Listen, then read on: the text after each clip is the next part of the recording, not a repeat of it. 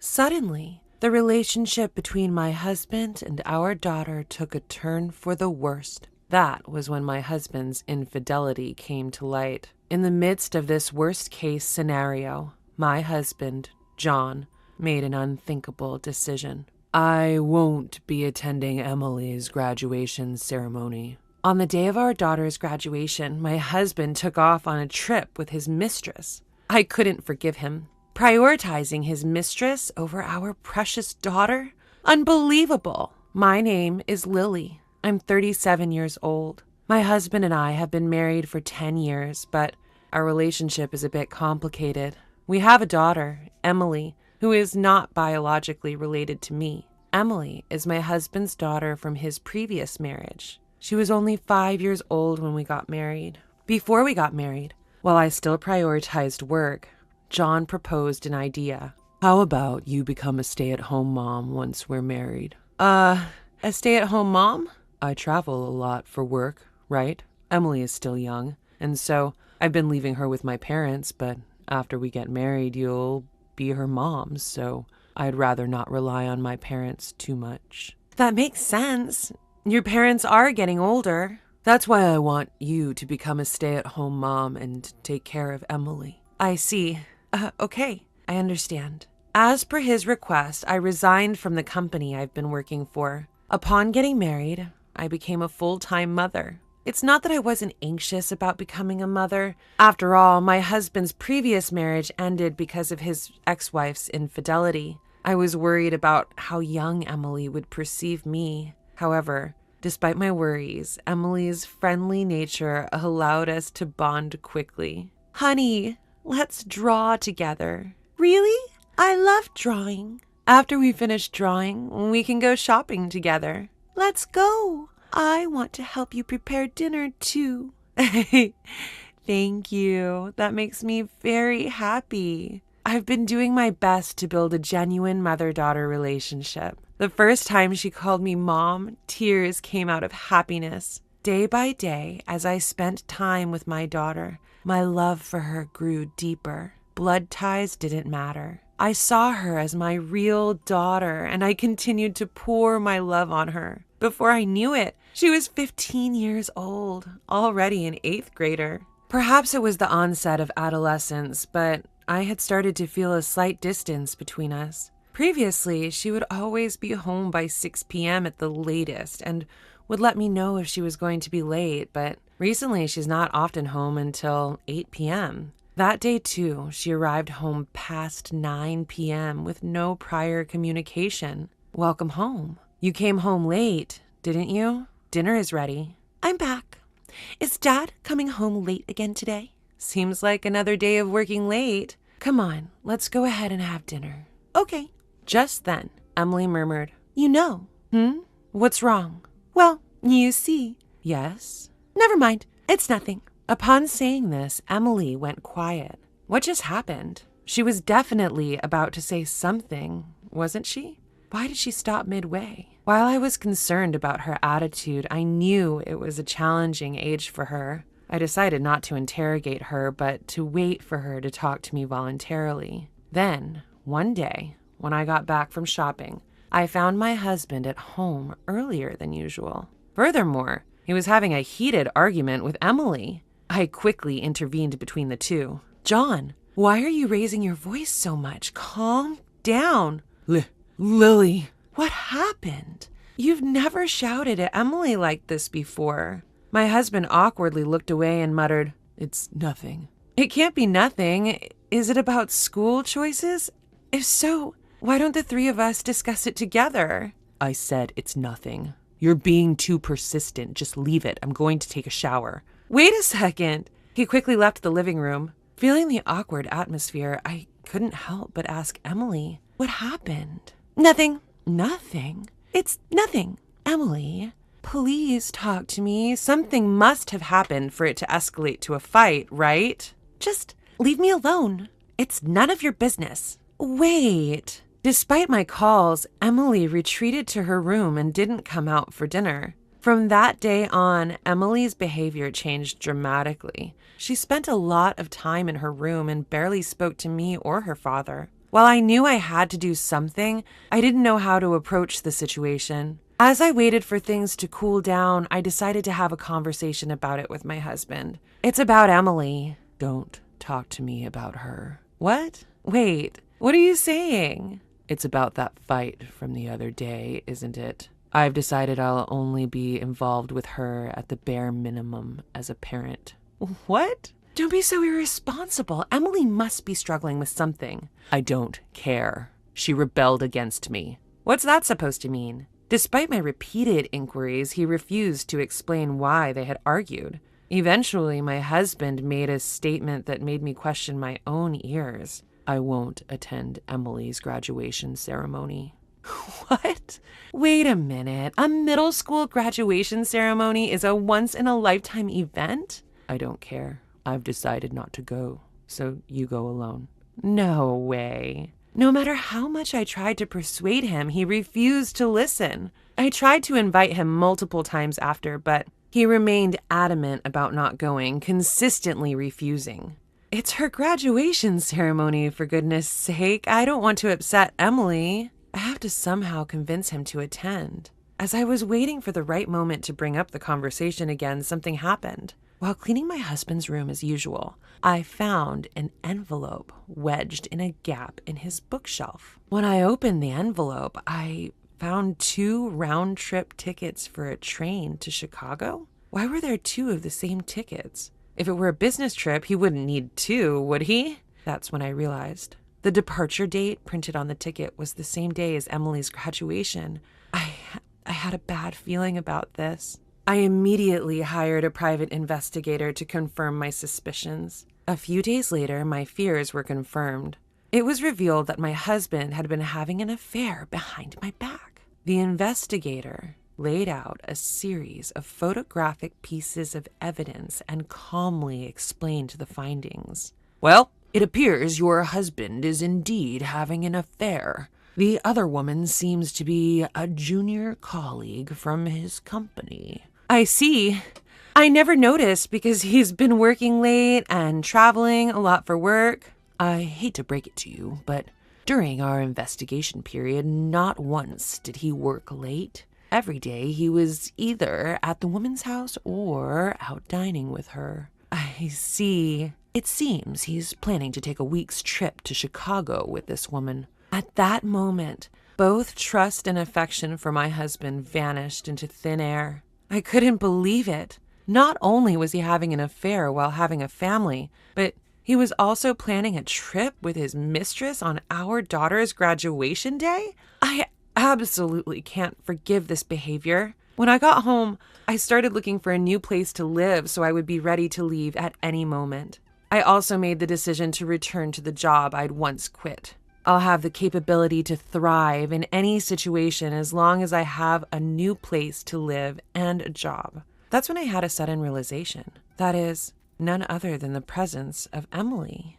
To be honest, I think of her as my real daughter and I love her from the bottom of my heart. Even if I were to get a divorce, I want to keep custody of her. But would she choose to stay with me, a non-biological mother? Wouldn't it be best for her to be with her father, who she has been with since she was born? Given the recent infidelity of my husband, I had become pessimistic about everything at this time. I had no confidence that she would choose me. At worst, I had to prepare myself for living alone. Since then, I have decided to cherish the time I had left with my daughter. On my days off, I invited her to go shopping, went to cafes together. Even if I get a divorce and we get separated, I'll make sure to hold on to the memories of these days. I engraved the joyful moments with her into my heart. While eating out together, I decided to casually bring up the topic of her graduation ceremony. Your dad said he can't make it to your graduation ceremony. Oh, really?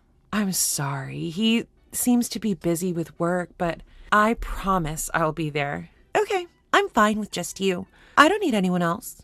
As expected, Emily's reaction was rather indifferent. Seeing my own daughter like this, I couldn't help but feel indescribable emotions. Graduation day has arrived. When I woke up in the morning, my husband was already gone. I guess he went on a trip with that mistress. Of course, I attended the graduation ceremony alone. As I watched my daughter receive her diploma, tears welled up in my eyes. She was so small when we first met. I don't want to let her go. My feelings were growing stronger, but I kept telling myself, it's time for me to decide, and forcibly suppressed my emotions. After the graduation ceremony ended smoothly, we returned home. Before my husband comes home, I'll tell Emily everything and leave the house. I had decided that, but when it came to it, I couldn't bring myself to start the conversation. As I hesitated for a moment, my daughter spoke up. Hey, Mom, even if we're not biologically related, you're still my mom, right? What? Despite being taken aback by her words, I confidently responded, What are you saying? Of course I am. I'm always going to be your mom. Yeah, I thought so. I'm glad to hear that. The moment I saw her smiling warmly, my heart instantly felt lighter. Now's the time. With that thought, I made up my mind and decided to open up and share everything. Emily, I'm thinking of divorcing your father. Yeah, I think that's a good idea. What? I was surprised at how easily she accepted the idea of divorce. Are you okay with it?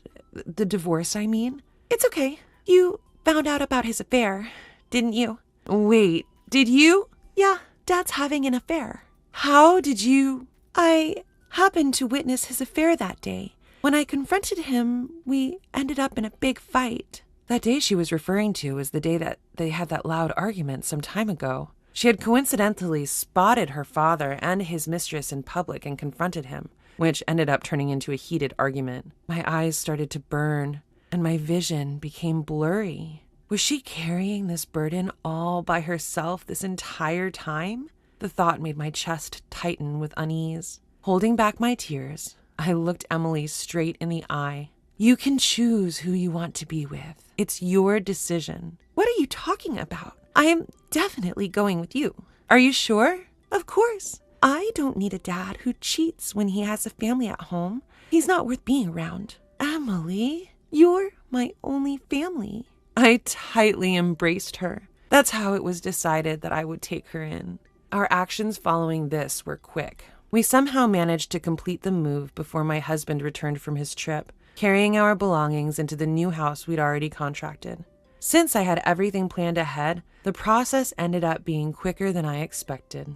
1 week later, seemingly noticing the divorce papers on the desk, my husband called. Hey, Lily, what the hell is this about these divorce papers? They mean exactly what you think. Let's get a divorce. Are you still mad about me missing the graduation ceremony? It was because of work. I had no other choice. I was utterly disgusted with my husband, who even now was still trying to play dumb. Work. Right. What's that supposed to mean? I'm always busy with my business trips. By the way, did you attend the graduation ceremony as planned? Yes. Next, it's time for me and Emily to graduate from you. Huh? What are you? Did you have fun? Your trip with your junior colleague? Mary, was it? What are you talking about? Then explain what this is about. Upon sending the evidence photos from the detective via iMessage, my husband became visibly shaken and struggled to find his words. Why would you secretly take photos like this? Are you a stalker? That's disgusting.